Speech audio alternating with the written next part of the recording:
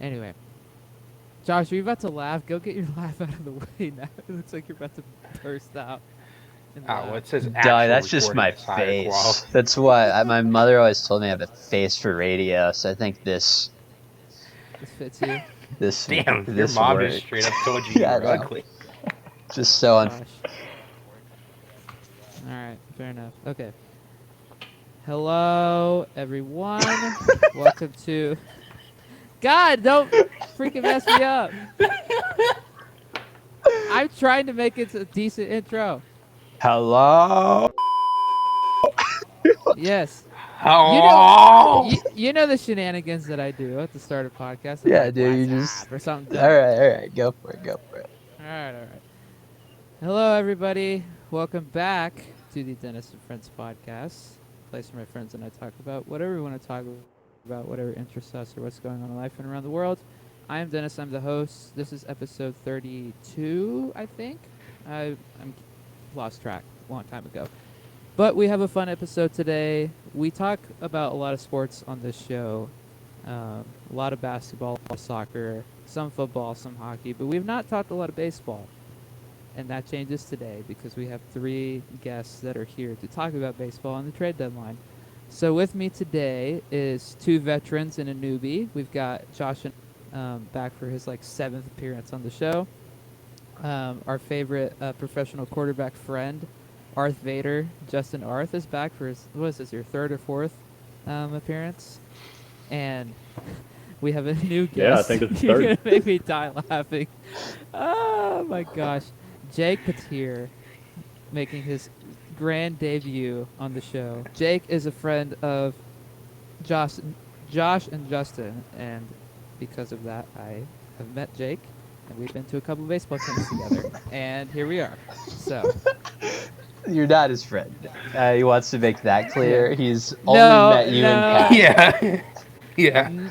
No, that's not how this works. Anyways, we're here to talk the trade deadline. It happened 2 days ago. A lot of stuff went down, a lot of stuff, and we're going to talk about a lot of stuff.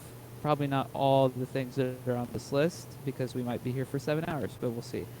So let's just get into it. So let's start with the big one, the really, really big one, which involves not Justin's favorite team, Jake's favorite team, the Washington Nationals, who have finally decided, all right, bye Juan, and they traded away Juan Soto and Josh Bell to the San Diego Padres for, there's a lot of people on this list, Mackenzie Gore, C.J. Abrams, Robert Hassel, James Wood, and Jarlin Susanna. Boys, take it away. I will chime in later, but you guys are the star of the show. Jake, you want to talk about this one first and just rip the Band-Aid off here? Yeah. I think this one made me want to jump off a bridge. But no, I mean, we definitely reached a point where we were like, well, he's a Scott Boras player, so he's not going to re-sign. He's not going to sign an extension. He's going to go to free agency.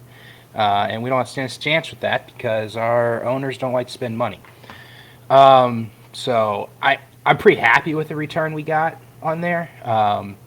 I mean, we got Robert Hassel III, RH3, never had a third in DC history.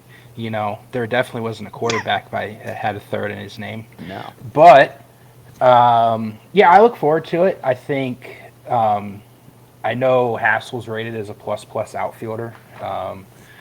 And I'm always a fan of lefties that can throw 95 plus, and Mackenzie Gore. So that just always plays, in my opinion. So I don't know. It'll be very interesting. I think it's going to be a tough couple years for the Nats. But that's just going to be like what I was used to with the Nats, except for 2019. So overall, I mean, it definitely, having to see him in a Padres uniform in the first game was a little tough, but I'm kind of excited going forward, seeing how these prospects turn out, seeing what we can hopefully develop them in our system. I feel like it's for what it is. I think it's a pretty good return for the Nationals. Like Mackenzie Gore is, you can kind of start to look at the Nationals prospect list and put together what the team of the future is going to look like. because you have Gray, obviously, who's pretty good on the Nats right now, and then you have Gore, who figures to be the guy going forward. And then you're adding C.J. Abrams on top of that, and then you figure Hassel and Wood, maybe one of them's a star and one of them's passable. That's pretty good. I mean, I think you're thrilled as a Padres fan. I think you're upset as a Nationals fan because you let go of Juan freaking Soto after everybody else you've let go of recently. But I don't know. 5 of them. Yeah. Or wait, yeah, 5 of them. I mean, you even say it too. I mean, Juan Soto's 23 years old. I mean, to get rid of a star that early on in his career, it's got to sting. I'm still dealing with the old Freddie Freeman loss with the Atlanta Braves, and heck, he's like 32, 33, whatever Freddie is now. But at the same time, like if I'm San Diego or Washington, I think both teams look like a win-win trade right now. I mean, you get Juan Soto probably for the future.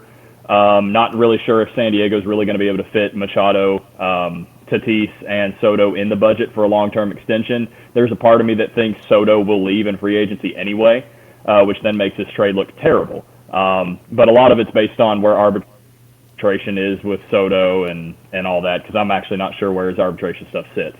But no, you look at what Washington got back in return. I love Mackenzie Gore. He's an amazing pitching prospect. I mean, but my biggest question for him is, since he's already a major league guy, is he going to be able to develop enough with the Nationals being a 100-plus loss team for the next 2 or 3 years? Or is that going to completely derail his career? I mean, I think Josiah Gray is great. I have him on my fantasy team, so I'm reaping the benefits of that. But no, I mean, if Hassel and Wood turn out to be 1A and 1B in the outfield, I mean, you take 2 outfielders that have true plus potential and get rid of Soto for 2 outfielders with not probably Soto level potential, but at least A plus potential. And then you hope that one of these 2 pitchers pan out, preferably Mackenzie Gore with that 1A, Gray being 1B in that future lineup. I mean, I think Washington maybe 3, 4 years from now is back in the NL East competing again. I mean, what did they go, like 26-8 or something in their farm system rankings just by the trade? Yeah.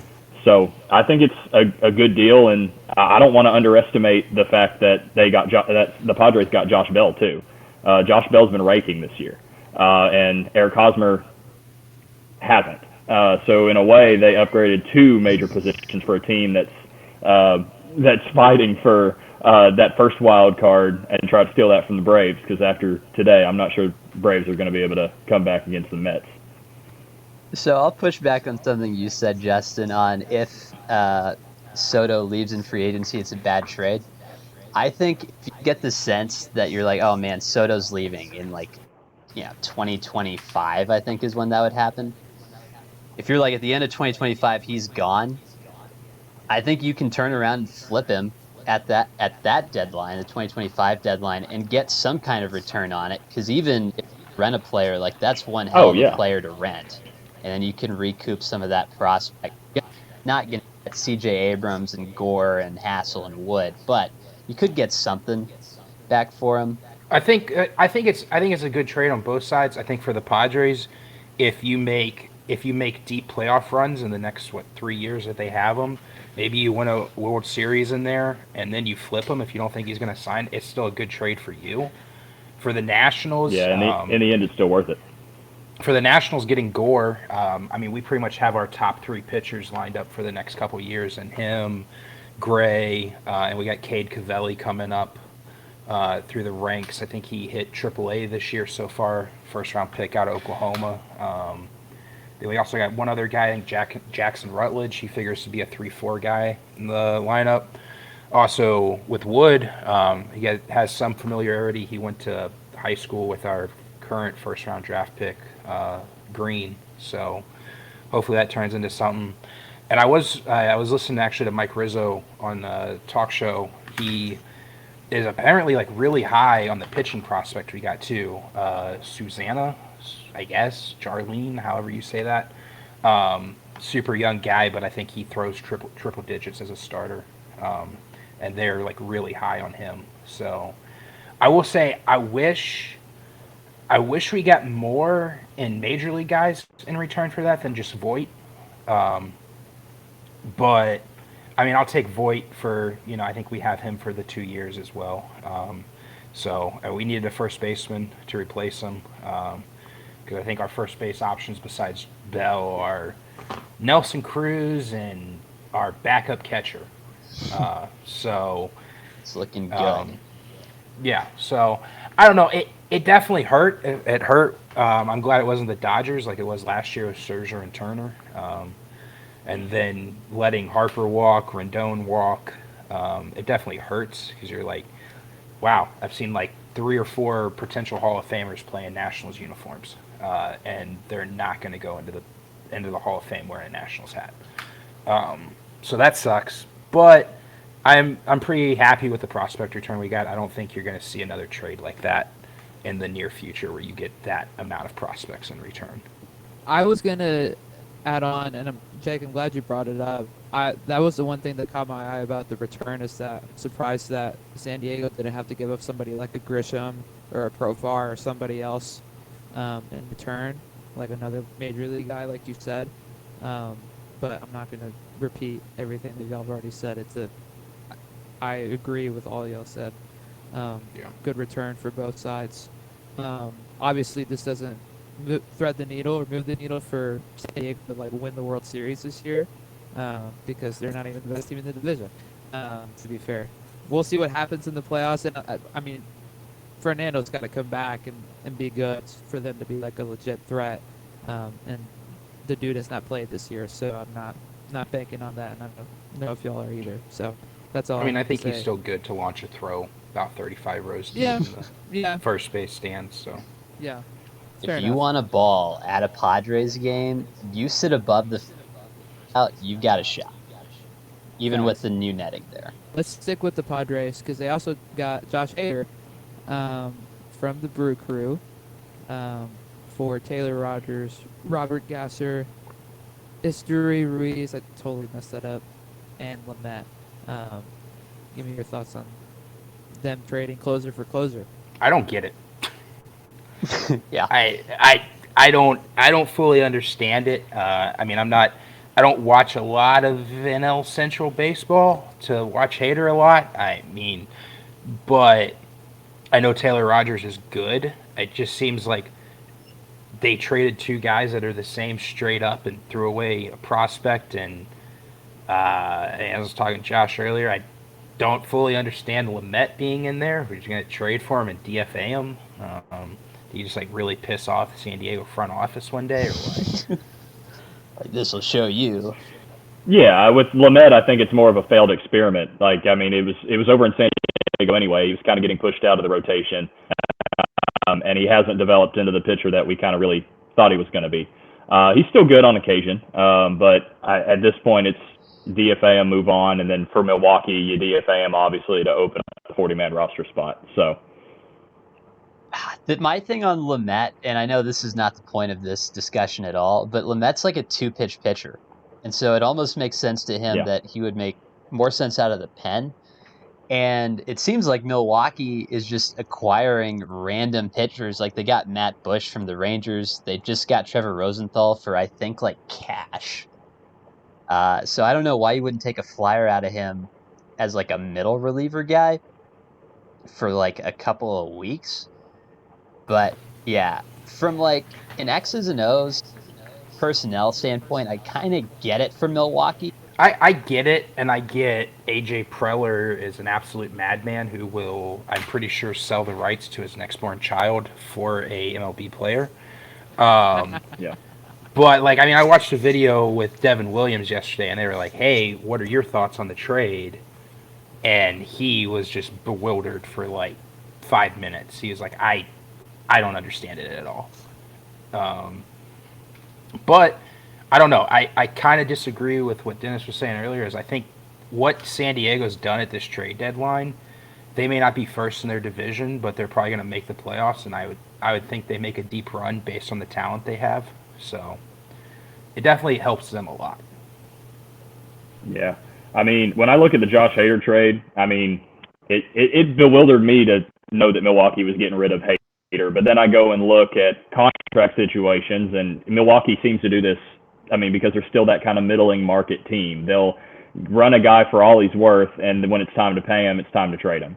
So I was looking over on Twitter when the trade happened, and that's a lot of what I was seeing from Brewers fans. Just another trade that, hey, you can get rid of the number one closer in the National League and get the number two closer and return back with, I believe, Taylor Rogers having a year or two more control than what Hader obviously would have as a free agent this year. So, or at least next year. So, I mean, I understand the flip, but for a team that's in first place, to then trade your National League leading closer, it doesn't make sense in terms of chemistry. But from a front office standpoint, I can understand it. And the fact that you got the number two closer or number three closer, depending on who you ask in baseball, back in return for it, like, I think it's a pretty good deal. But Taylor Rogers being dealt twice this season already, that's and yet still being the number two or number three closer in baseball, that's not bad. The one question I have about Hader, though, is who kept the locks? Because if anyone saw the pictures of Josh Hader pitching for San Diego once he first got there, the locks were gone.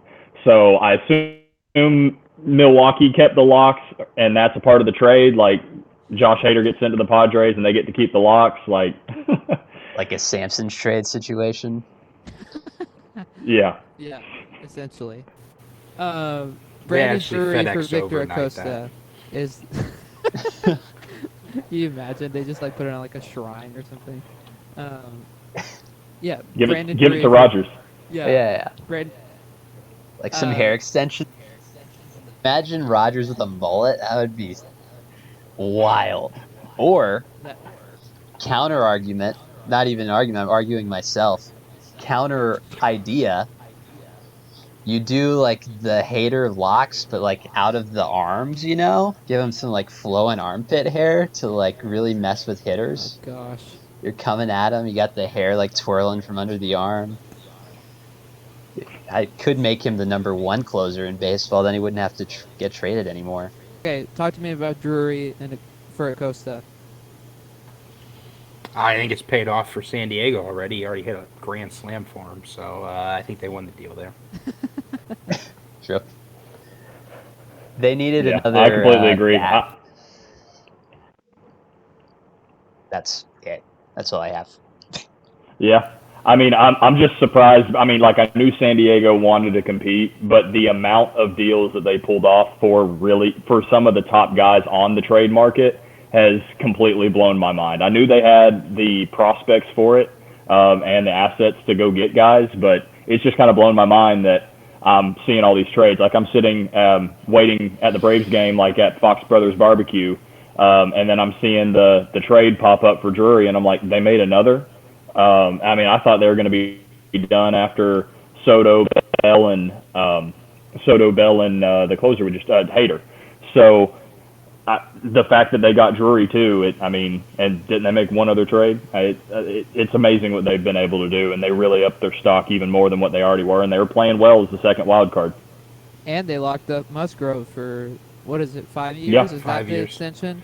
What's the money on that? I don't remember it. 5 for 100. Okay, yeah, that's... It actually wasn't with the Padres, so Heyman said it was with the Cubs. So I'm just gonna throw that out there. But Heyman is a raging alcoholic, and we all know it. So I wasn't gonna say. he was on the sauce, dude. Better than Nightingale. True, I guess. Now the Drury, they just needed another bat, man. Especially just to stand in until Tatis gets back. Yeah, for sure. I get it because they need a bat, and I think Drury plays pretty much all over the place, so it works for them. It's a good depth piece to have in the playoff series too. So It is. Especially They're scary. if They need to get home field for their playoff series. yeah, true. Because if not, that's awfully tough. But I mean, they're scary. The NL is stacked, dude. Like the Dodgers, the Mets, the Padres now, the Braves. Like, there's 4 teams that in past years you'd look at and be like, oh man, they're the NL favorite, and they all decided to be cracked out of their mind this year. So Let's move on to. Let's go to Houston. Let's go to the great state of Texas, where 3 of us are currently living in, and just in kind of part-time loops here. So, yeah, Trey Mancini, Jaden Murray go to the Astros for Jose Siri from the Rays. And then Baltimore, I didn't know they got involved in this. Seth Johnston and Chase McDermott. I didn't know this turned into a 3-teamer. I thought it was just a 2. No, I thought Tampa Bay didn't get involved in it. That's what I'm trying to say. But anyway, talk to me about this trade. Nicest guy in baseball just went to the most terrible organization in baseball. Facts. But no, I think it's a great trade for Houston. I think Mancini said it himself. He was like left field at Minute Maid works better for him offensively and defensively than Camden.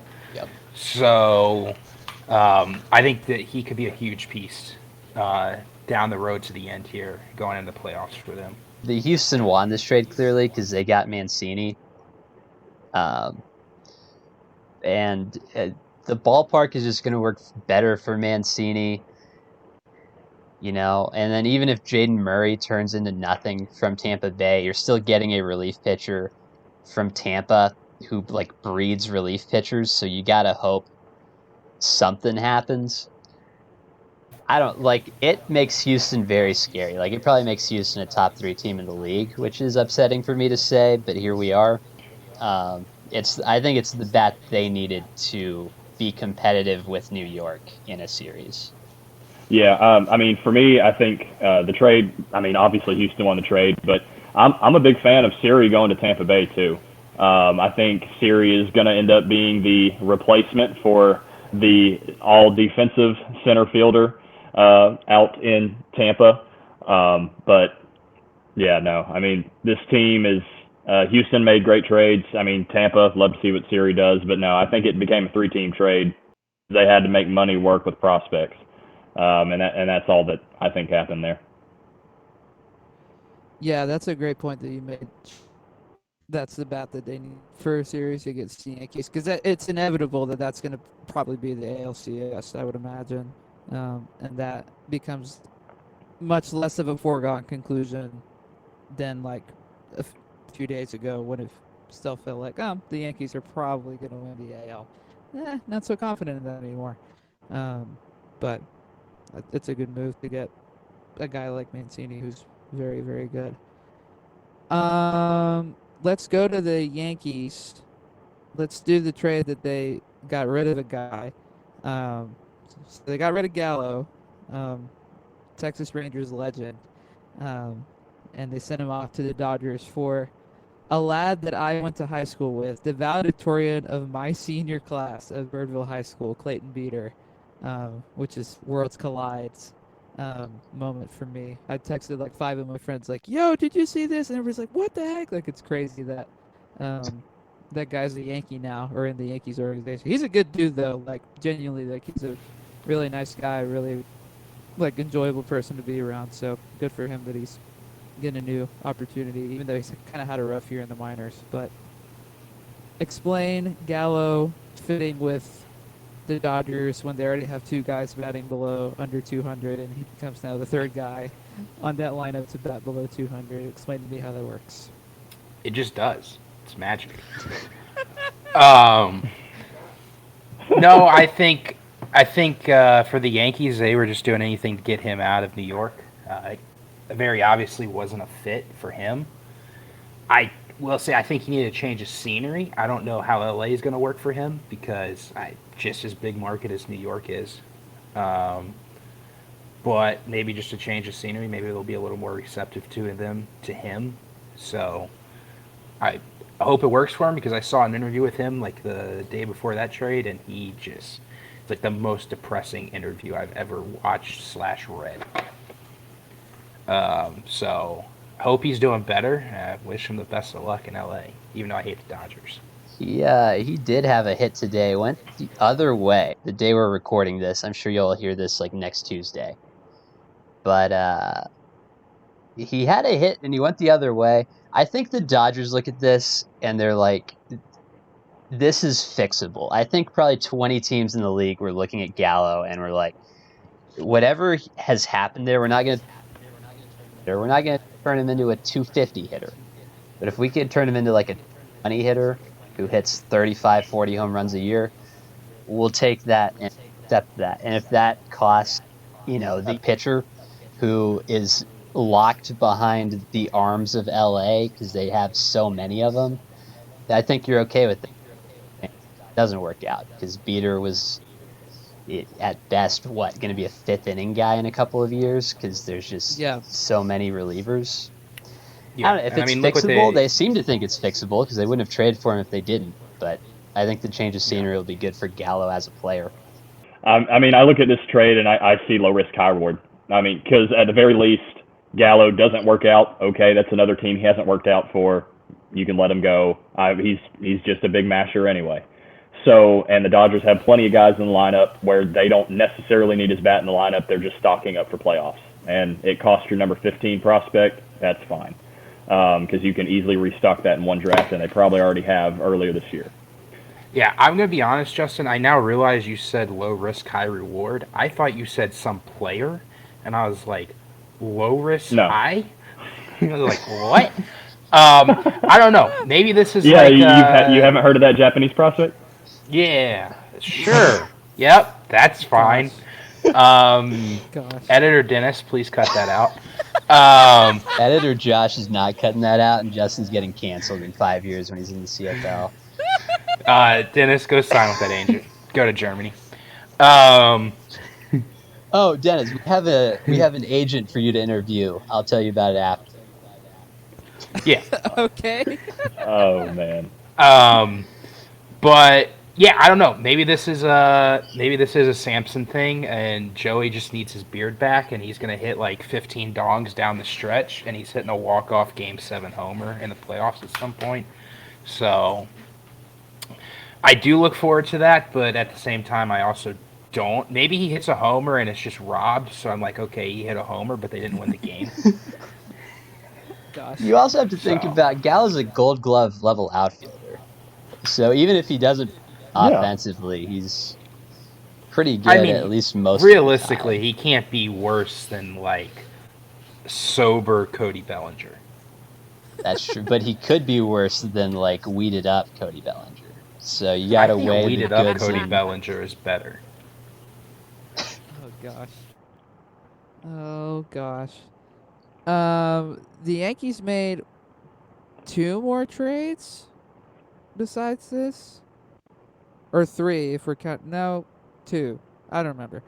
Let's talk the one they made with Oakland, the Trevino, Frankie Montas trade for 4 prospects: Medina, Sears, Bowman, and Waldachuk. They needed relief help because King blew out his elbow. Yeah, I think so. So that explains the Trevino thing. They needed another starter just because in the playoffs you need a third good starter, and thus far they have not had that consistently at least. And so Montas is going to be good for them. For Oakland, I think you're pretty happy with what you got back because neither of those guys were going to be on your next competitive team because Oakland is just bad right now. And you get Waldachuk, who's supposed to be pretty good, Medina, who might be. We've heard about Bowman for a while now. I think you're pretty thrilled if you're Oakland. Oakland, they're the worst farm system in baseball. You need any prospect you can get, and then obviously they're going to be trying to cut even more money than what they even have usually to try to save up anything for that new stadium, and especially to stay in Oakland. So, but with Montas, you trade Montas. But from the Yankees' perspective, they needed Trevino because King blew out his elbow. But taking on Montas to add to another starter, which would have made 6 starters, like 6 decent starters. I think they already knew in the back of their head that they were going to be trading Jordan Montgomery away for Bader. I think that deal was already probably on the table and just not done and filed paperwork yet. So you get a younger guy with still a couple of years of team control left. That's probably same level, if not maybe a little better than Montgomery. I think the GM's thinking forefront that way. But yeah, I think it's a good trade for the Yankees, but I think it's an even better trade for the A's because they just need any prospect they possibly can get. You mentioned the Montgomery trade. Let's talk about that. The return on that, I don't remember where it is on this list. So it's Bader, just right? Bader and Cash, right? Or Yeah, Bader and player to be Bader, named Cash, and or player to be Cash. named later. Yeah, gotcha. I will say I saw a pretty good tweet about this one that said, "Well, traded the only department we were good in for a guy, so Aaron Judge doesn't have to play center field. Bold move." So, yeah, interesting move. I mean, maybe Judge is just lazy. He doesn't like running around center field. He likes a short porch and right. Because the shorter the porch and right, Well, the that better you his can't arm play. looks. That you can't play Hicks in center field. If you're a team that's really going to make it to the ALCS, if not the World Series, you can't have Aaron Hicks or Aaron Judge playing in center field. Or Gallo. How dare you disrespect my man Aaron Hicks Or with Gallo. the prettiest left-handed release home run. So, those were a lot of words, not in the right order.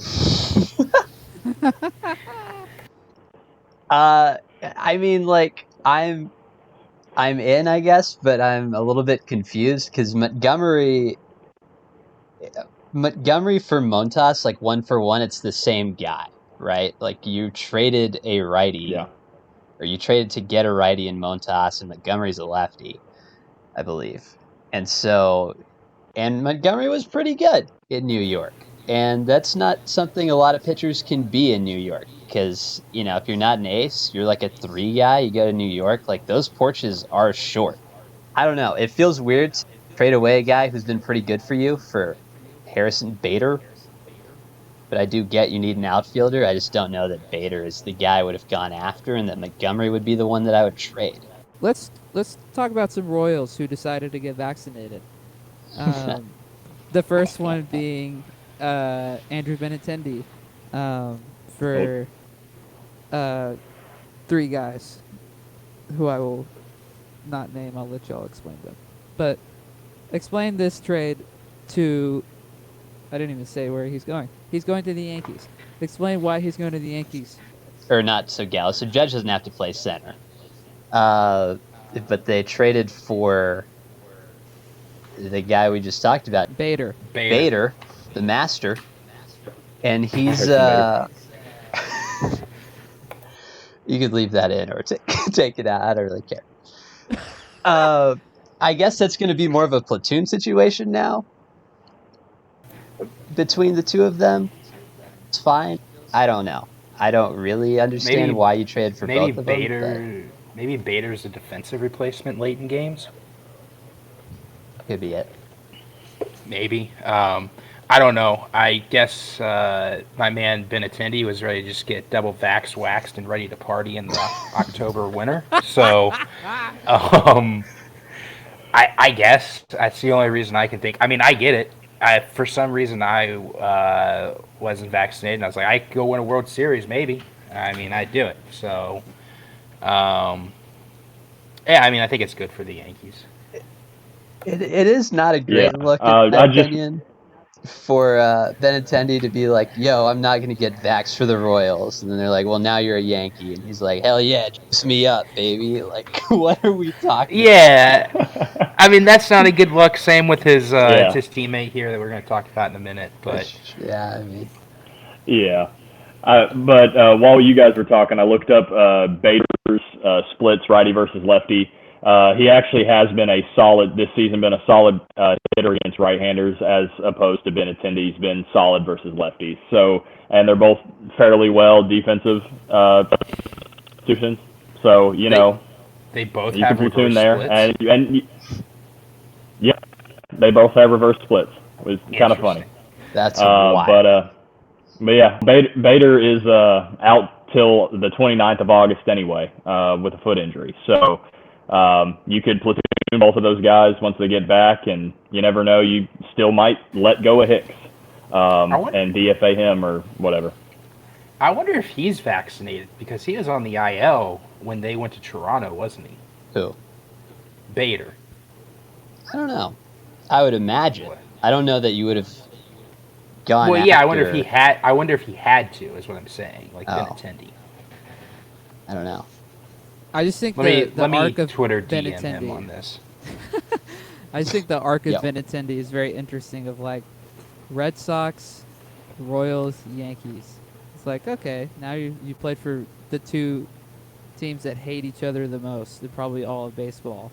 Are How going does to Kansas play. City tie into that arc? Just wondering. It's They're just like, the most middling team of hatred. yeah. It's just that he's got to go there to get to New York. You know what I mean? That's part of the arc. Um, I when I saw Geometry the, with Dennis Gartman. Hashtag burn the Thank you. Benintendi jerseys. thank you, my favorite. He's looking Uh, hardcore to try to make that math work. Like there's Yes. angles happening. The Yeah. math is on the screen in front of him.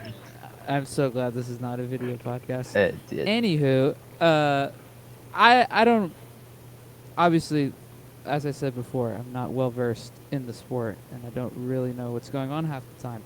But I don't know if I love this trade for the Yankees. I guess. I mean, it's nice to have depth. I mean, it's going to be super useful in a, like I said, in probably a LCS versus Houston, when you need all the depth you can. So, in that regard, I get it. But I don't know. Just thought it was interesting that that was the guy for them, that it was going to be Benintendi. Now let's talk about his teammate, Whit Merrifield, who also decided to get the vaccine, much like his teammate. And he is going to... Where is this on this list, Josh? It's like, bottom of there that it is. page. There it is. He's going to to Toronto. Toronto. Yep, he's going to Toronto for Samad Taylor and Max Castillo. Explain. I mean, I'm going to be honest. I was kind of hoping he wouldn't get it and he would be the greatest away player to ever play for the Toronto Blue Jays. But, I mean, I haven't followed the Blue Jays a lot lately. I mean, is he their everyday second baseman now? Is that how that works for them? I don't think so. I don't think so, because, I mean, they have Cavan, right? Yeah. Yeah. And then you got Bichette on short. Who plays third? Yeah, my guess is that he's going to be the platoon guy for anybody who needs a day off. The problem with that platoon argument, is they have so many righties already. And so you thought, like, Yeah. for anybody, it'll be a left-handed bat. But that's not the direction they went. Yeah, I don't like the move at all, but I do like Whit Merrifield as a player. Always have. Love his versatility. But, yeah, I mean, in reality, I think you're really just trading for the versatility and another piece to have. Kind of like how the Braves used Johan Camargo for a little bit before he became a Philly. Like, use him and start him at third base one day, start him at second base the other day to kind of give everybody days off, and you still keep a right-handed bat in the lineup where you'd usually keep a right-handed bat in the lineup. But, yeah, they are way too right-handed heavy. The Yankees are fairly right-handed dominant pitching rotation, and so you're not going to be at any type of matchup advantage there playing the Yankees or any of these teams, it seems like. So I don't understand it, but do what you want. They just have a lot of righties. What's it? Vlad, Bichette, Witt, Springer, Chapman, Teoscar. Oh, that's who plays third for them. Who's the brother of Gurriel. Gurriel? Oh gosh, yeah, I forgot he's there. He's right. Is Kirk a righty? Kirk's He's a straight righty. Yeah. Toronto made, what is it, 2 more trades besides that? The one for Bass and Pop. That one's And then- interesting. I'd like to spend some Yeah. time on that because Yeah. Groshans has been so highly touted the last several years. Like, he's going to be their next shortstop, and I get he's blocked, but it feels like you could have gotten more than Anthony Bass, who's, a 30-year-old plus reliever, and then Zach Pop, who's like a 25-year-old reliever for the number 82 prospect in baseball. I don't know. The payout doesn't make a ton of sense to me unless Pop becomes really good. Yeah, you're getting Pop and hope that he pans out there. Righty. Holy hell. Yeah. You look at what Toronto just threw out there That today. picture you sent. It's an entire right-handed lineup with Merrifield in center field. Minus Biggio. So the lineup we're looking at, listeners, is the Blue Jays lineup they ran out today, which is August the 4th. They got Springer, Guerrero, Kirk, Teoscar, Hernandez, Bichette, Gurriel, Chapman, Merrifield are their top 8, and they are all right-handed, with Merrifield playing center. And then Biggio hits 9th. So it's a lot. Somewhere Aroldis Chapman is in shambles facing this line. That's the entire reason they did this, actually. They're like, if we can just get to Chapman. We'll just rake. Clearly. Cool. We can stay in division. I mean, we can go to Boston if you want. Yeah, let's go to Boston. That's where I was thinking. Let's start with the Pham trade. Strongest guy in baseball, by the way. Toughest guy. Never want to fight him in a street fight. Or a Actually, fantasy I do. football fight. Tommy hit me up. What was the return on that? It's just a player to be named later. It was literally nothing. They were like, get him off of our team, please. I mean, to be fair, I understand it. I would do the same. I'm just surprised Boston took him. It's because Fenway, like the monster's so tall that he can't scale it mid-game to shank a fan. So I think really that's the only reason they accepted it. We could talk about Hosmer. I mean, what Boston's kind of done this trade deadline has kind of completely confused me. We even look at the Christian Vasquez trade, sending Vasquez to Houston.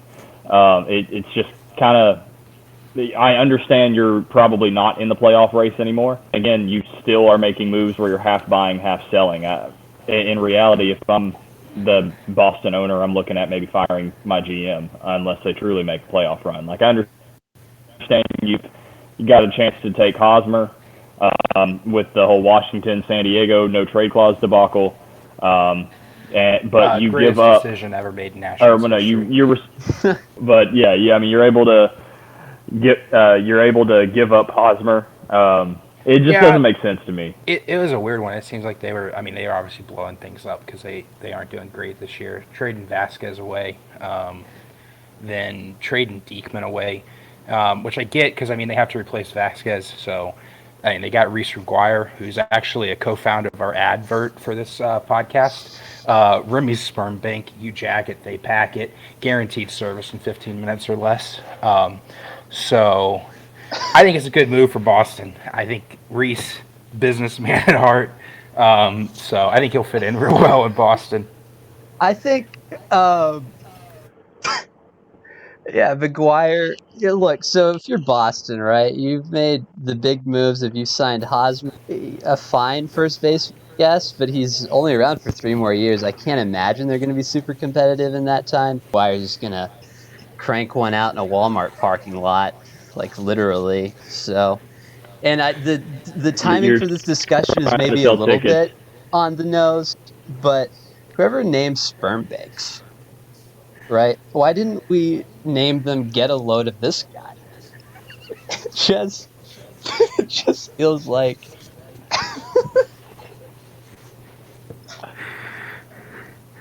I'm sorry, Dennis. It just feels Hardcore viewers comment sperm bank. If you made it 53 minutes into this, I commend you. Yeah, it's fine. And we'll give you We'll let you read an ad on the Remy's next podcast. Not happening. I do, on a real side, though, for Hosmer, I think every infielder for Boston is very excited about that move because I do not think this year they've actually had a guy play first whose primary position was first. True. So, shout out Frenchie Cordero. I do not think that man should be allowed on the field to play defense for the rest of his career. So, yeah, I get it for them. I also shout out Eric, big fan. Thank you for saying no going to the Nationals. I did not want to pay that contract. Even though I know San Diego is actually going to pick it up, which was weird, but thank you for saying no. That's like they're the not Boston, picking up all of it, right? No, San Diego It's like 80-20 or something. San Diego's picking up a lot of that. Yeah, that's what I'm trying to say. I get that they wanted to get rid of Hosmer because he sucked, and Bell is his line this year is like hitting like 280 something as a switch hitter. Good power numbers. okay-ish defense. So I get it why they got rid of him, but I am surprised at how much money they're picking up out of Hosmer's contract, because I think all of his contract is player options. So as a guy who's like hitting below 200, I'm going to pick up my option every year. Give me 16 million. So The thing that bails track is it was front loaded. So it's like 11 million these last 3 years. But even that, like, he's a premium defender, but the bat is just not it. And honestly, I mean, Boston's not going to compete for a while, so maybe that gives him time, no pressure. He picks that hitting back up and gets traded back to a contender. So, yeah. Rangers legend. Yeah, but at the same time, how old is he now? I'm old, like old for baseball. Exactly. So I don't think he's gonna. I think he's gonna have a Joey Votto type end of his career, like at best. Joey Votto, TikTok legend. So I don't think he's on. Yeah, I don't think he's on a contending team anymore the rest of his career. I only say that because even at 32, plus defender, I don't think that's gone anywhere recently. It has a little, like I've seen some bad stuff in San Diego, but good defender. If he can even hit like 260, maybe hits a couple homers, and to have the veteran presence who has won a World Series already, maybe he gets picked up for a contender if he's a good clubhouse guy. Okay, let me pose a question. Are y'all surprised or not surprised that JD Martinez did not get traded? I really thought he'd go somewhere. I thought a contender would take him. I did too. I think the league has looked at the injury recovery from Martinez and just thought no, because he has not had the same pop since coming back, and he's not a good defender. So you're DHing a guy with like less power, and that's not to say he has no power, but I'm sure Boston was probably asking something way too high for him as well. Well, what did they ask for? Like 2 top 15 prospects for your organization? Are you going to give it to him for JD? I don't, because they got quite a bit from Vasquez. I don't know. I think if somebody in the league thought he was good, they would have given stuff up for him. But I just don't think the league thinks as a whole. No, I completely agree. The Braves. It's not the same as the Mets. They got rid of Robinson Cano, so that's something. Got DFA'd. He'll be his fourth team this year. Yeah, for the in the trade of Trey Harris for. How do you say his name? I don't even want to try. Y'all know his name better. Who did your team get, Justin?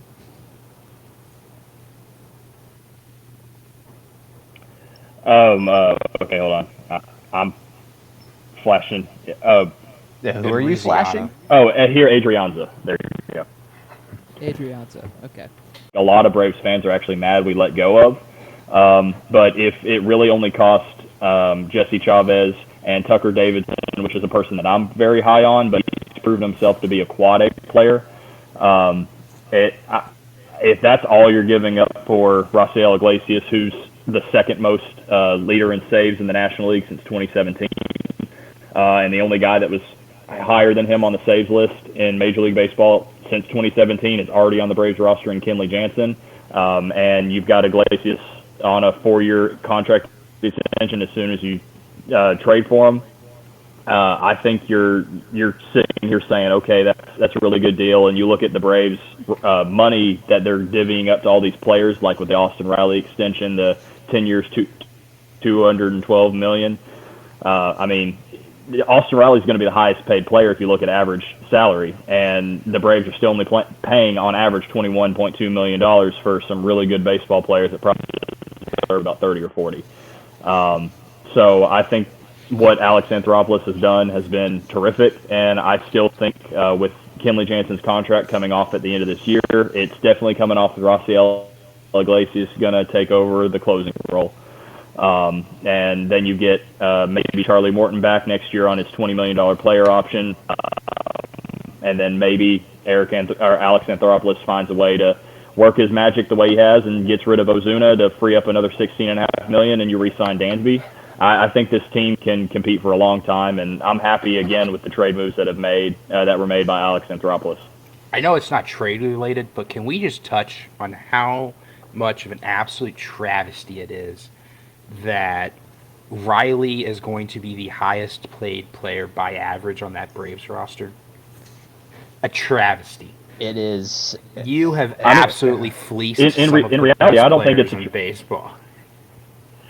I know, but the thing is, the players are happy with it. Yeah, do I think Acuna needs to pay a little more? Ozzy definitely got shafted. He's got 7 more years at $35 million total.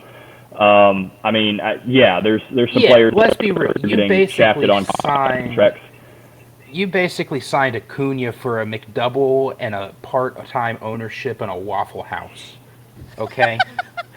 But hey, he's buying Lamborghini. He's still loving the money it he's is got, Atlanta, so and I know Acuna's happy here. Maybe he's running drugs out of that Waffle House because every Waffle House I've been to is.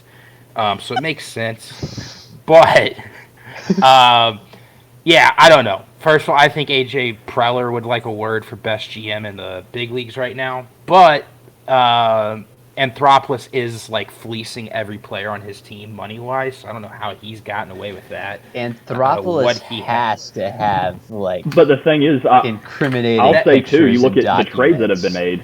The biggest player that we've given up this year was Will Smith, who was also terrible for a better pitcher in Jake Odorizzi. So I never thought Will Smith was going to be gone. I didn't think anybody would take him. Will Smith, Hunter Strickland's long-lost cousin. I don't know. I think what Alex has done has been amazing. I obviously don't like the Braves. I'm a Nationals fan. I'm legally obligated to hate the Braves.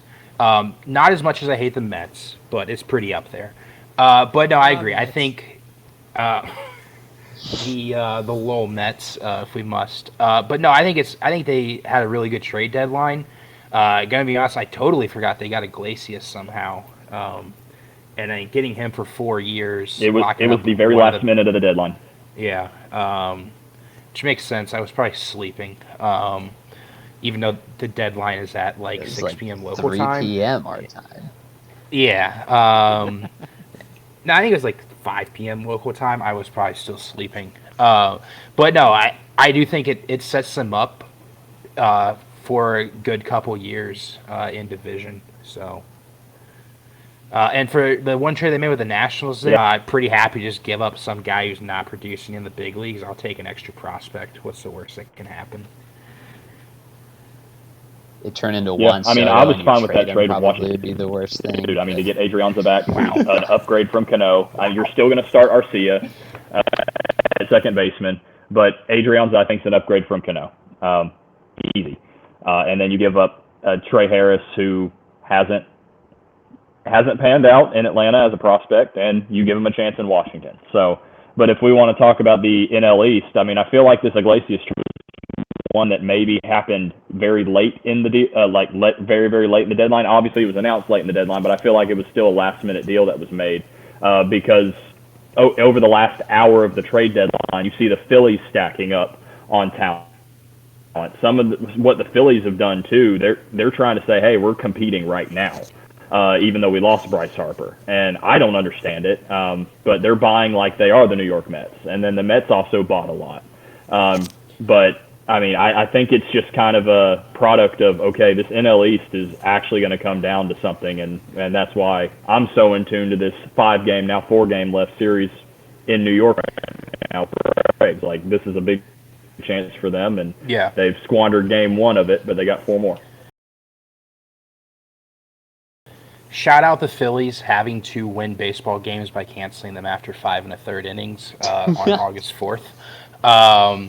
But yeah, no, I think it's good. I am surprised if the Angels were selling Iglesias, I'm surprised he didn't go somewhere else. But maybe people got too hyped up that they were actually going to let Ohtani go and just never got to Iglesias in their offers.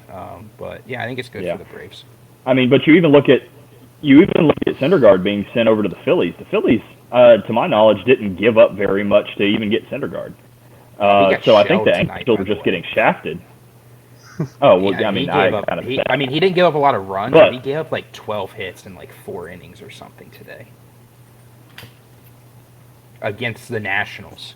The not even the quad A team, like legitimately the AAA team. They gave up Mickey Moniak for Syndergaard, who's a former #1 overall pick. So not nothing. He hasn't panned out. Yeah, clearly, he hasn't panned out, which I know because I made a bunch of graphic designs for some guy to go get signed by Moniak, and he didn't make a lot of money selling those, so it hasn't panned out yet. Shout out my backdoor college career. That came out wrong. But yeah. Know what else is coming in Jake's back door? Oh, editor Dennis. Gonna need that one out. Edit this out. Anyway. Josh, you want to talk about our team? Yeah, the Rangers did nothing. This is good talk. Well, they did one thing. They traded Bush, who's already made an impact in Milwaukee. Plate, 2 strikes on him. Gets away! Here comes the winning run! Walk it off on a wild pitch! Pirates sweep the Brewers! Do you think Matt Bush likes it raked or pounded? Did you prefer to have your mound raked or pounded? I think he's a big raked guy. With a K. No, they got Antoine Kelly, who should be good in theory. So they got something back. Matthias, I have such low hopes for because he just hasn't done anything. He's been okay in the minors, but in his brief time in the majors, he hasn't even shown a flash of, oh, maybe that guy's got something. So maybe some more development time for Matthias would be good, but I don't know. Yeah, I don't have any thoughts besides, I feel like Bush should have been gone a long time ago. It's good that we got something for him. Yes, yeah, that's what I was going to say. But yeah, I don't have much thoughts on that. Let's talk Brett Phillips, Rays legend, going to the Orioles. Pitching legend. Put some respect on Rays pitching legend. And all-out laugher. Yeah, I mean, want to see more pitching in Baltimore if I'm Brett Phillips. So I would say he'd probably get it, but apparently Baltimore's trying to win a World Series this year, so it's going to be pretty funny if Phillips is the difference maker in any kind of playoff push / general ability item. I just think that would be pretty funny. I don't know. They got him for like cash, right? So it wasn't even like they gave anything up for him, really. Yeah, I think that's correct. This is actually the equivalent of trading the guy for a box of baseballs. Yeah. They got a treadmill and a McRib in return. Emphasis on McRib. The McRib. No. What do you mean? They got a 1/16th share of that Waffle House that Acuna has. Peralta is helpful for Tampa Bay because they need a left-handed bat, and Peralta is a left-handed bat. And Peralta was not going to help Arizona win. He was not going to be on their next competitive team, so getting any kind of return for them is helpful. So I don't know. If Tampa Bay pushes to be a playoff team, this is a good move for Tampa. And even if they don't, I think it's a good move. It does make them more competitive here. Going with Justin, I guess let's move to the Mets, the most hated team in the NL East. Amen. Let's see. Let's start with peak physical performance, Daniel Vogelbach. Doesn't look like they gave up a lot to get him, so. Olderman is a good right-handed relief pitcher, I believe. He's got like a 2-something ERA this year in his rookie year. He's been up since like May. And Vogelbach rakes, apparently. So hit a home run tonight against the Braves. It was a shot, I'll say it. Shouldn't have thrown that pitch to Vogelbach, but Justin's team it happens. And then transitioning seamlessly to the other trade, they allowed 2 home runs to Tyler Naquin, who I didn't even think was going to make the team. But he's here now and hitting bombs against the Braves, so how could you hate that? I really think the Naquin trade is a win now, no matter what he does, because he's hit 2 home runs against the Braves. What do you think about that one, Justin?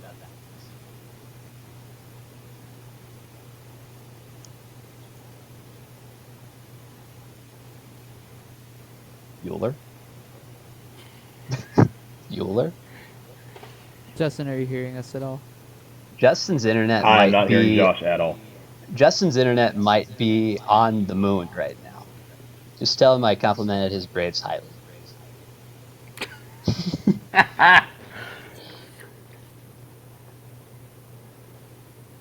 If he can't hear me, he's not going to respond. So somebody needs to cue him for something. Justin, he is left. Rest in peace. This is going to be one hell of an edit. Oh boy. So while we wait on Justin, do we have any more adverts we need to read off, Dennis? I No, think we don't. We Costco, don't, right? actually. Honestly, I'm kind of down to talk about Costco. Get the $3.50 deal for the slice of pizza, big ass drink, and whatever else they give you. You're paying $3.50 for that? I thought it was like $2. No, it's $3.50 with inflation, bro. But the hot dogs inflation, right? Yeah, the hot dog's still $1.50. No, but it's a deal. It's like the whole meal deal. Yeah, What? they're like the meal deal is like buy 2 get 1 free. Is You it ain't not getting like a that with slice of Costco pizza, a hot pizza. dog, and a drink for $3.50? Is that not what it is? What Costco are you going to? Bro, I don't have a Costco membership. This is just what I've been told. Who is telling you this? People on other Discords. What?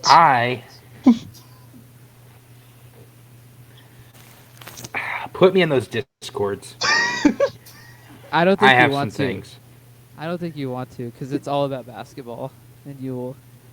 Oh, I don't care. I'm in there If to... even part of it is about Costco, I feel like we're being deprived of good Costco membership ideals. It's also the same Discord that Brian Gill told me last night when I said, "Oh, I've been to Whataburger 3 times in the last 2 days," and he proceeded to say, "Yeah, now cleanse out your colon with Long John Silver's." I mean, he's not wrong. I have. Oh, can we talk about Whataburger for a minute?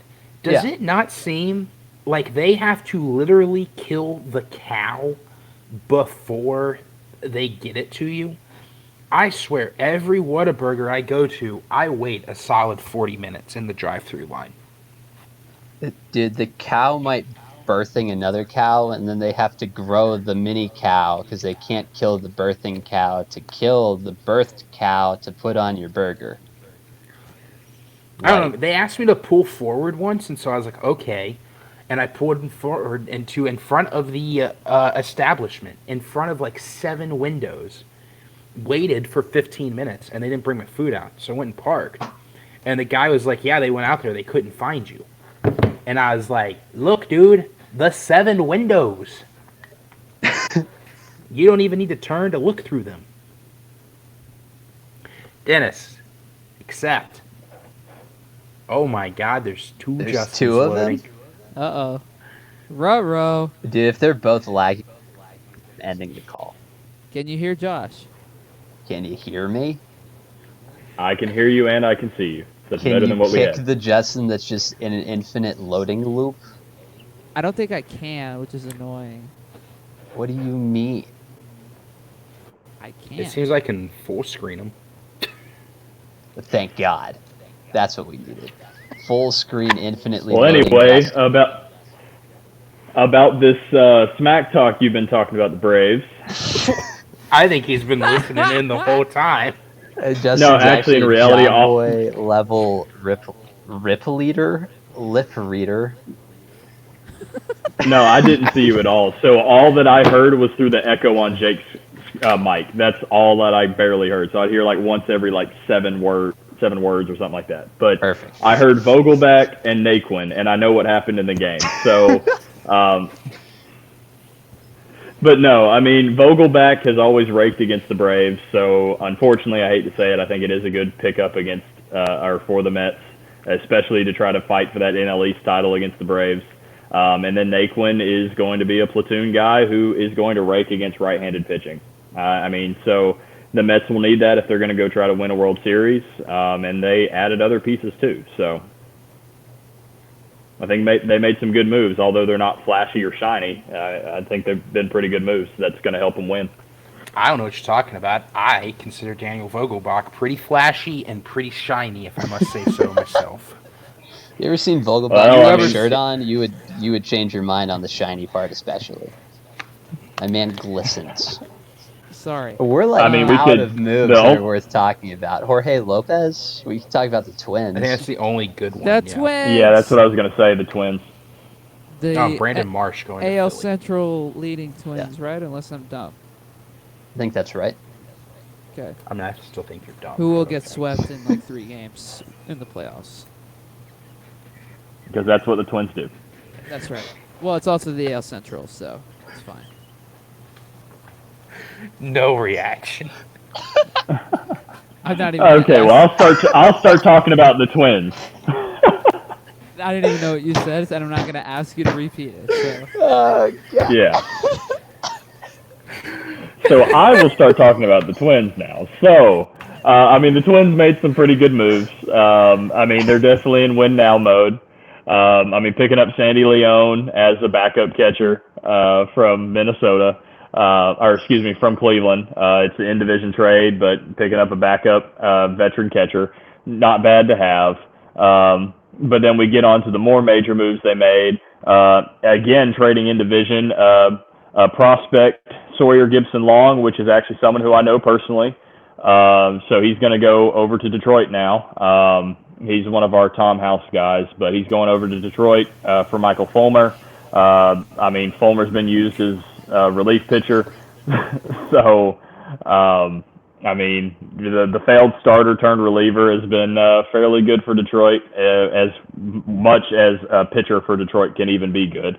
But looks to probably be better than in Minnesota than what he was, and helps Minnesota compete. Then you keep going down the list of the bigger trade of Jorge Lopez. I mean, Baltimore got a good haul for Jorge Lopez, someone who I thought wouldn't have gotten as much as what the Twins gave up to get him. But then again, the Twins farm system hasn't been the best in the world anyway, so most of these guys are maybe middling prospects for the Twins, and probably some of the worst in some organizations. But Baltimore needs all they can get on this World Series push with their winning streak and that they've got going on. I mean, and then continuing to go through, scrolling through this list. I mean, I think Tyler Mahle is a pretty good pickup. Yeah. I was going to ask if he was a Tom guy, but I just figured it was a given, so I'm glad you clarified for us. Yeah. We almost got through an entire podcast without. Well, you know, it's always got to happen once, right? You owe Allie $1, by the way. Yeah, I know. I've already paid her about her Chick-fil-A. So, but yeah. So we look at jar. He has a Tom jar. I've got a Tom jar. Yeah. But yeah. So Tyler Mahle, I think that's a good pickup for Minnesota too. Another veteran, former really good starting pitcher. I mean, obviously, how good can a pitcher in Cincinnati be this year? But I think he's had an okay year.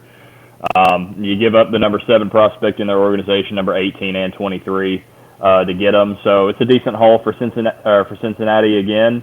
But yeah, I mean, Tyler Mahle is definitely probably going to help Minnesota clinch that AL Central. But again, like how any AL Central team does as of late, or even the Twins have done for most of their history, they'll be one and done in the playoffs and out, other than the runs in the late 90s that they had.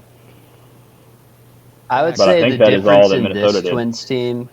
I would say the difference in this Twins team compared to Twins teams of the past, at least recently, is that they have some kind of depth now, starting pitching wise. Because if you look at the past, like, you did always have that ace, right? You went in and you were like, all right, we got a 1 guy, and 2 through 4 we're just gonna have to piece together. Like the dude that was in pitch in Yankee Stadium? Like, what are we thinking about? Who decided that needed to happen in the Twins front office? I think now with Male gives you a legitimate top end of the rotation guy. Lopez is a great arm. Fulmer gives you some depth. I mean, they did what lineup's pretty good, obviously, with Buxton in there when he's healthy. So I don't know I what think other we've deals are worth pretty much discussing. hit everything other than I think Brandon Marsh to Philly. yeah. Oh yeah. I forgot. We didn't really mention anything Philly really did other than Syndergaard, but the Phillies were obviously buying like they're the NL East leading team. They bought a lot, and I was kind of surprised by what they got. But I mean, Brandon Marsh seems to be pretty good for them already. So Didn't they cut Didi Gregorius today? Is that what They I did. saw? Okay. they did, yeah. Okay. Interesting. I don't know. Yeah, but the biggest move of everything. Well, Josh, go ahead now because this is a Dodger move. So go ahead.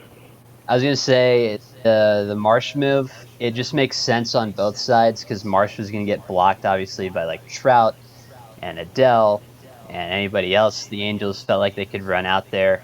And then O'Hope is a really highly rated catcher, but he's going to be blocked by Real Muto, who's the catcher for the Phillies for the next while at a minimum. And you're not going to have your top rated guy catch every like fifth day, right? Or every third day even. So I don't know. I think I like the Phillies moves a lot. I think Syndergaard helps them. I think David Robertson helps them in the pen because Lord knows they needed back end of the pen help. I mean, y'all probably watch more East baseball than I do, but my goodness. Yeah, the Phillies bullpen is one of the worst in baseball. That's saying a lot when But- the Nationals are in the same division. That's true. Yeah, but I would say Phillies bullpen's probably worse than the Nationals, and that's saying something. But It's actually their but only no. bright spot this year. But Yeah.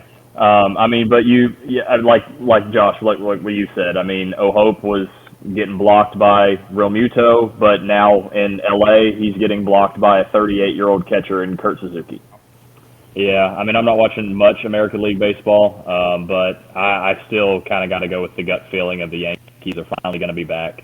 The moves that they made are pretty solid, and I think they'll finally make a playoff run. I really think the Yankees win the AL. I think it'll be good for baseball if the Yankees win the AL. 'Cause they just haven't been good in so long. Or at least not at that level in so long. I think they're the best team, top to bottom. I think their pen's really solid. I think their rotation now is pretty good. I mean, Cole needs to figure it out at a higher level than he has been. don't pitch to Higgy. That's your takeaway. Yeah, I mean, pitch to Trevino every time. The lineup's Facts. scary. The pen is scary. The Yankees are just the team to beat, in my opinion. The second would be Houston, obviously, but I think the Yankees would win the series. I agree. Wholeheartedly. Yeah. Okay, here's the tougher question: who wins the NL? Dodgers again? I think that Oh, I guess that's not again, but I think that it would be again. Maybe if you skip last year, but no. I mean, I think it's a crapshoot at this point. I mean, you've got so many good teams becoming cracked all at the same time. I mean, I could very well see, all bias aside, I could see the Braves getting hot at the right time and making a run as a wild card, but I can also see the Mets lineup doing what they do and making a run, but the Dodgers are the team to beat. So right now, even though it pains me to say it, Freddie Freeman may be 2 in a row World Series champion, but with the Dodgers organization rather than my Braves. I guess I'm going to have to hear about Josh's love affair of Jeff McNeil because I don't want the Braves or the Dodgers to win. So, but then I'm just going to have to pick whoever's in the AL to win the World Series because I cannot deal with the Mets fans if they win a World Series. Yeah, I really think I think the Mets by a little bit, and then I honestly think the Padres made moves. I think they might be the two if they get hot. With that lineup now, and then you have Hader at the back end of that pen, and you got Soto, you got Tatis, you got Drury, you got Machado, you got rid of Hosmer. we talked about how much that helps that lineup, that they no longer have to play Eric Hosmer. He's So, I don't know. To continue on to what Josh is saying, yeah, the Padres, they going to be good. But I guess if I had to root for a team in the NL to win, it's going to have to be the Padres. If I had to pick right now, just based on the last couple of games the Padres have played, I think they're the two for me. But, I mean, they're all like 1A, 1B, 1C, 1D. But I got to lean towards the Mets because I just love the Mets. I feel like the Stars Last question, real quick, Dennis. Yeah, Josh, are you recording this from a literal toaster? Yes. I got out the Zippy 3000. Oh, lit. Is that a Costco special? Yeah, actually, so for those of you that don't know, Jake, as well as working at Delta Airlines, works at Winco. And they right now have a special on toasters. They're partnering with Bank of America. And if you open an account at Bank of America, you get a free Zippy 3000 toaster from Winco. Tell them Dennis and Friends sent you. Mostly tell them Dennis sent you. Okay, I'll take the credit for that, sure. I was going to say, I think the stars are aligning for a Subway World Series. Subway Series. So that's how I feel. I don't know if that's... I don't know the world can handle that. That would be nuts if that ends up happening, but I feel like... There are multiple people getting shanked on the L after every game. Now, I've never been to New York. I don't know if that's geographically correct with the transit system in New York, but I'm just going to roll with it. I just want Side Talk to be at every game or after every game, and it would be amazing if they've just recorded videos after every one. My last question is Shohei Ohtani a Los Angeles Angel at the start of next year now that he has not been traded at this deadline? Probably. I think you have to give a bigger package than the Padres gave up for Soto and Bell, or at least the exact same. And I don't know what farm system can produce that right now. Yeah, I mean, I completely agree. I think Ohtani stays an Angel. Now, for how much longer, not sure. But I think Ohtani will at least be an Angel for at least the foreseeable future, meaning the rest of the season, this offseason, and into next year. Maybe next deadline he gets traded, but a lot of that's going to see where farm systems are truly at and what teams need what. But in reality, I think the Angels are just kind of proving that they are a generational talent type player that's one of the world's best for a decade, and they're just going to waste their career. So in reality, I think Ohtani's just going to be the very next one. Because I don't know who's going to give up a massive package greater than what Soto, or equal or greater to what Soto was given, or to get Soto. So I don't think Ohtani goes in. I mean, I'd give up my package any day for Shohei. So. Yeah. I've done it. I think Ohtani gets dealt. I think you look at the Trout thing. If you're the Angels, I think you have to do a full-scale rebuild. They tried it with only stars, but I think we've seen now the past couple of years, stars may get you to the playoffs. It's the depth that gets you deep into playoff runs. And right now they have stars, clearly, because they have Ohtani and Trout producing at very high levels. And they've not done anything with it. I don't know that I think it would be the right thing to do to trade Ohtani to get depth to build around Trout. Because I don't know that there's a way you move Trout's contract. So if there's one of the two to be traded, it would be Ohtani. Oh, yeah. Would agree. I just don't know who's going to give up. This is an actual question, does Trout win a World Series in his career? At this rate, no. I think yes. I don't think under... No, I don't think he does at all. I mean, I'm not sure if Trout has enough time left, and then obviously I'm scared for him with this back condition because I don't know too much about it. And everything that I have seen, it looks like if you're diagnosed with this condition or like there's not a cure really, and it's the end of baseball careers. So hopefully it's not that bad, and hopefully it's just people on Twitter overreacting. But at the same time, like there might actually be some issues with Trout there. So. I personally don't think he wins a World Series, and I don't think he has enough time to stay with the Angels for a full-scale rebuild. So if he wins a World Series, maybe he goes back to Philadelphia and is the missing piece there. I will literally jump off a bridge. I mean, Please don't. I will. But for Philly to win a World Series, Bryce Harper has to be gone because Harper's never winning a World Series. There you go. Where he goes, they don't. I'll just tell you that Harper finished on his promise when he was signed by the Phillies. He said he was there to bring a World Series back to D.C. So he did that. More props to him. Facts. I don't think Trout's ever going to play 150 games a year at this point, especially now with the back thing. But I do think he could manage it and play 120 games a year for another decade. So I think I have to lean towards he's going to be able to manage it, and he knows his body well enough to know, hey, we're not going to play 100 and, we're not even going to play 140 games a year. He just DH for the rest of his career if he wants to. True. Move to first. Like, there are options for Trout.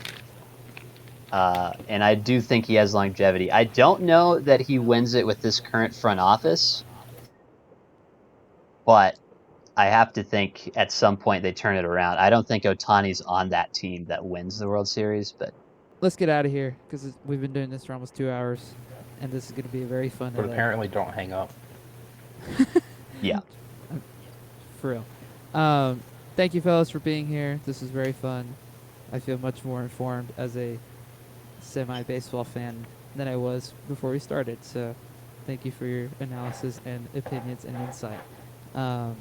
All these guys' handles of social media will be in the show notes. If you like what you heard, for some reason, if you like what's going on here, leave a review on Spotify and Apple. Preferably 5 stars, but this is probably a 1-star podcast if we're being real. And follow the pod on Instagram at Dennis and Friends Pod. Email if you have any questions about anything. I don't have a recommendation for my listen to this for this week because I have not listened to anything because I've just been so busy with work. So, but anyway, this is the end of the episode. Thank you for being here. Until next time, be good, do good. Adios, amigos.